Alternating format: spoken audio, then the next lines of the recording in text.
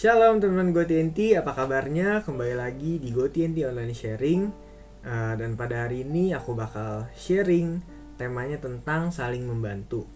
Ayatnya aku ambil dari Efesus 4 ayat 2. Hendaklah kamu selalu rendah hati, lemah lembut, dan sabar.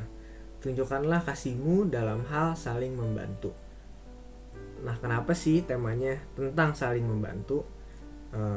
Ini bukan karena dapat suara dari Tuhan, bukan karena lagi baca Alkitab terus nemu-nemu kayaknya ini keren untuk dibagiin, tapi ini merupakan sebuah keresahan aku yang aku amatin dan aku alami beberapa bulan ini, beberapa waktu ini. Kenapa demikian? Karena sekarang anak muda, biasanya orang-orang Kristen, kalau misalnya ngerasa dirinya udah sangat dekat dengan Tuhan, dirinya punya hubungan yang erat dengan Tuhan, kadang-kadang mereka belum tentu mau untuk membantu teman-temannya untuk berubah. Lebih kayak, gue udah punya hubungan yang dekat dengan Tuhan, ya udah gue aja, yang teman-teman yang lain terserah mereka aja mau gimana.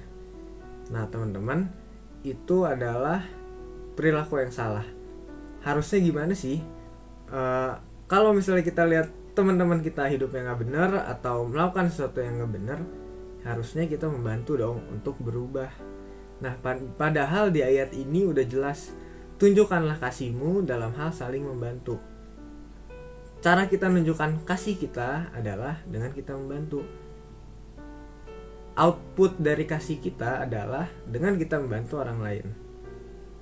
Tapi gimana sih caranya untuk kita bisa menunjukkan kasih itu? Dikasih tahu di kalimat pertama, hendaklah kamu selalu rendah hati, lemah lembut, dan sabar. Nah, syarat untuk kita bisa mengasihi orang lain adalah dengan kita rendah hati, lemah lembut, dan sabar. Kenapa kita harus rendah hati? Karena kalau misalnya kita gak rendah hati, kita menganggap diri kita paling benar, menganggap diri kita paling baik, kita gak akan mau ngebantuin orang itu. Kita ngerasa gak sudi, kita ngerasa mereka gak layak untuk mendapatkan bantuan kita. Kenapa kita perlu lemah lembut? Karena mengubah orang itu tidaklah mudah. Dengan kita mengubah sifat orang, dengan kita mengubah perilaku orang, berarti kita mengubah keseharian mereka, rutinitas mereka. Dan kenapa kita butuh sabar? Karena untuk kita bisa rendah hati, terus kita bisa lemah lembut, kita butuh kesabaran teman-teman. Nah, lengkap kan tuh 3 itu. Jadi untuk kita bisa menunjukkan kasih ke orang lain, kita perlu 3.